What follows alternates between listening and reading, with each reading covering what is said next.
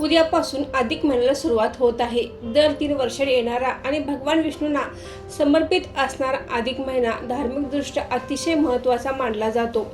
भगवान श्रीहरी विष्णूंची कृपा आपल्यावर असावी यासाठी अधिक महिन्यामध्ये जास्तीत जास्त भगवान विष्णूंच्या सेवा कराव्यात. अधिकम अधिकस्य असे या महिन्याचे महत्त्व आहे. म्हणजे आपण जेवढ्या अधिक सेवा या महिन्यात करू तेवढे अधिक फळ आपल्याला मिळत असते. या अधिक महिन्याचे औचित्य साधून आपण भगवान श्रीहरी विष्णूंच्या जास्तीत जास्त सेवा करण्याचा प्रयत्न करायचा आहे. भगवान विष्णूंच्या सेवेतील एक महत्त्वाची सेवा म्हणजे सत्यनारायण पूजा. आपल्याला जर आर्थिक समस्या असेल, कर्ज फिटत नसेल, त्याचबरोबर संतान प्राप्ती असेल, विवाह जुळत नसेल किंवा गरिबी दूर करण्यासाठी देखील सत्यनारायण पूजा अतिशय महत्त्वाची आहे. बरेच जण श्रावण महिन्यामध्ये, मार्गशीर्ष महिन्यामध्ये सत्यनारायण पूजा करतात. त्याचबरोबर काही जण प्रत्येक पौर्णिमेला देखील सत्यनारायण पूजा करतात. तरी देखील अधिक महिन्यामध्ये सत्यनारायण पूजेला अत्यंत महत्त्व आहे. अधिक महिन्यामध्ये सत्यनारायण पूजन हे संपूर्ण महिनाभर करू शकतो. पण प्रत्येकाला संपूर्ण महिनाभर सत्यनारायण पूजा करणे शक्य होत नाही. तर आपण 5 वेळा, 7 वेळा किंवा 21 वेळा संकल्पयुक्त सत्यनारायण कसे करावे किंवा आपण महिनाभर सत्यनारायण पूजन करणार असाल तर ते कसे करावे यासाठी कोणते नियम आहेत, काही अडचण असल्यास पूजा कशी करावी, एखाद्या वेळेस आपल्या बाहेरगावी जावे लागले तर त्यावेळी पूजा कशी करावी, अशा अनेक प्रश्नांची उत्तरे आपण आजच्या व्हिडिओमध्ये घेणार आहोत. तर व्हिडिओ स्किप न करता शेवटपर्यंत नक्की बघा. नमस्कार मैत्रिणींनो, मी सारिका भक्ती विश्वमध्ये तुमचे मनापासून स्वागत करते.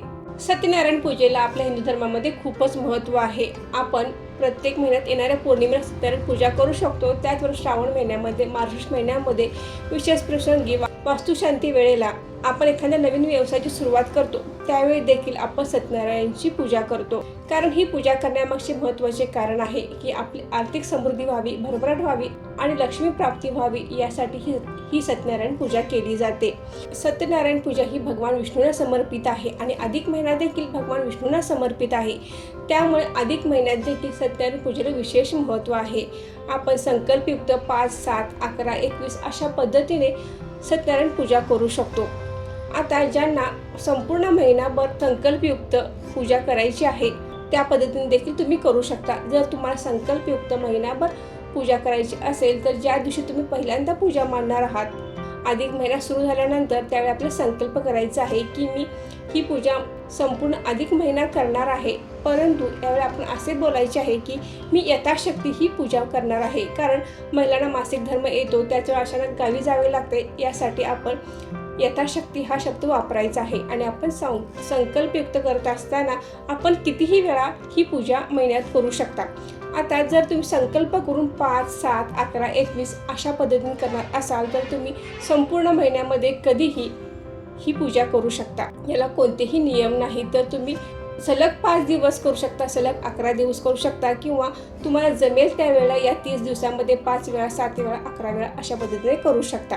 आर्थिक समस्या सुटण्यासाठी, डोक्यावरील कर्ज फिटण्यासाठी आणि दारिद्र्य निवारण्यासाठी सत्यनारायण पूजा ही अत्यंत महत्त्वाची आहे. 5 वेळा, 7 वेळा, 11 वेळा सत्यनारायण पूजा करणार असाल आणि तुमचा जर अधिक महिन्यामध्ये सुरुवातीला जर मासिक धर्म येणार असेल तर तुम्ही पूजा करू नका. तुमचा मासिक धर्म झाल्यानंतर तुम्ही जी काही सत्यनारायणची पूजा करणार आहे त्या पद्धतीने तुम्ही करू शकता.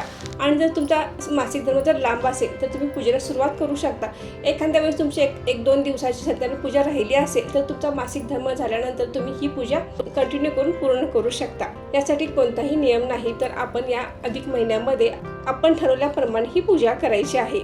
जेवढा आपला संकल्प आहे त्यावेळेला आपण पूजा मांडणी करून सत्यनारायण पूजा ऐकायची आहे. त्याचबरोबर आरती म्हणायची आहे आणि नैवेद्यही दाखवायचा आहे. यासाठी आपल्याला शिऱ्याचा नैवेद्य करायचा आहे. सत्यनारायण पूजेची मांडणी कशी करावी याचा व्हिडिओ आपल्या चॅनलवर आहे, तो बघू शकता. सत्यनारायण पूजेची पोथी आपल्याला कोणत्याही धार्मिक दुकानात मिळू शकते, ते आणून तुम्ही वाचायची आहे. तर यासाठी काही वेगळे नियम वगैरे नाहीत किंवा भरपूर अशी पूजा मांडणी करण्याची आवश्यकता नाही. तर अगदी साध्या सोप्या पद्धतीने आपण ही पूजा मांडणी करायची आहे. आपण जर सलग 11 दिवस सत्यनारायण पूजा करणार असाल आणि त्यावेळी आपण जी फुले वापरलेली असतील, पाने वापरलेली असतील तर ती खराब झाली, शिळी झाली तर आपण बदलू शकता. त्याचबरोबर आपण रोज सत्यनारायण पूजा करताना रोज बाळकृष्णाची मूर्ती काढायची आहे, अभिषेक घालायचा आणि परत तांदूळ ठेवून आपण सत्यनारायण पूजा करायची आहे. तुम्ही जर 21 दिवस पूजेत संकल्प केला असेल, 21 दिवसामध्ये तुम्हाला मासिक धर्म आला असेल तर तुम्ही घरात इतरांच्याकडून उत्तरपूजा करून घ्यायची आहे. आणि तुमचा मासिक धर्म झाल्यानंतर परत तुम्ही पूजा मांडणी करून ठरवलेली 21 दिवसांची सत्यनारायण पूजा पूर्ण करू शकता.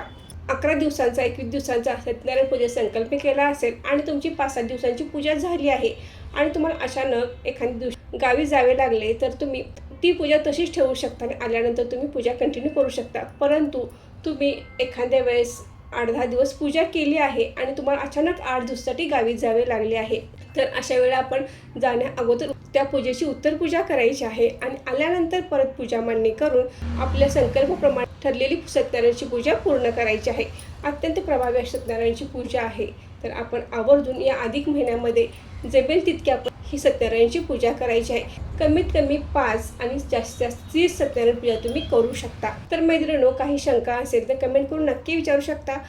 तर आजचा व्हिडिओ येथेच थांबवते. अशी माहिती कशी वाटली कमेंट करून नक्की सांगा. व्हिडिओ आवडल्यास व्हिडिओ लाईक करा, शेअर करा आणि सारिका भक्ती विश्व या यूट्यूब चॅनल सबस्क्राईब करा. धन्यवाद.